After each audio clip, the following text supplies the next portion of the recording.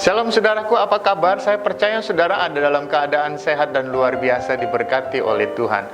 Hari ini dalam program Sarapan Sapaan Para Rohaniwan, saya ingin membacakan satu ayat firman Tuhan dalam Mazmur pasal 1 ayat yang pertama berbunyi demikian. Berbahagialah orang yang tidak berjalan menurut nasihat orang fasik, yang tidak berdiri di jalan orang berdosa, dan yang tidak duduk dalam kumpulan pencemooh.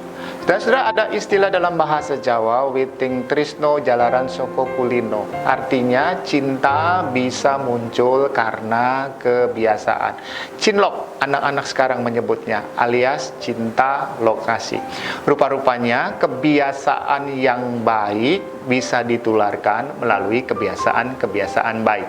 Begitu juga sebaliknya, kebiasaan yang buruk bisa tercipta akibat kebiasaan-kebiasaan buruk yang dilakukan. Saya pernah melayani seseorang di Bali.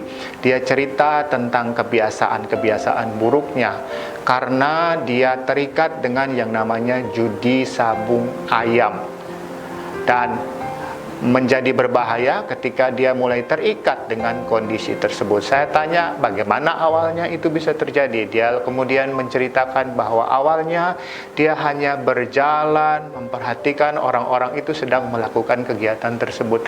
Lalu kemudian dia mulai berhenti, dia mulai berdiri, dan pada akhirnya dia duduk bergabung bersama dengan orang-orang yang melakukan hal tersebut. Nah, menariknya firman Tuhan hari ini mengungkapkan hal yang sama. Dikatakan berbahagialah orang yang tidak berjalan, lalu kemudian tidak berdiri di jalan orang berdosa, dan terakhir dan tidak duduk dalam kumpulan yang pencemooh. Rupanya ada gradasi. Orang awalnya hanya berjalan, memperhatikan, lalu kemudian dia mulai fokus berdiri di sana dan memperhatikan apa yang sedang terjadi, dan pada akhirnya dia akan duduk di dalam kumpulan orang-orang yang sedang melakukan tindakan yang salah tersebut. Jadi berhati-hatilah di dalam pergaulan. Ada satu pepatah yang mengatakan demikian, tunjukkan kepadaku siapa sahabatmu, maka aku akan dapat menunjukkan siapa kamu sesungguhnya. Saya berharap saudara yang menyaksikan tayangan hari ini belajar satu hal, bahwa kita bisa memilih satu hal dalam kehidupan kita. Berteman memang dengan siapa saja, tetapi bergaul harus dengan orang yang tepat.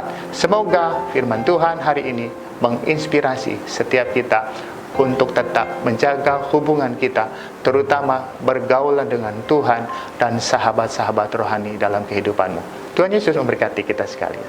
Amin.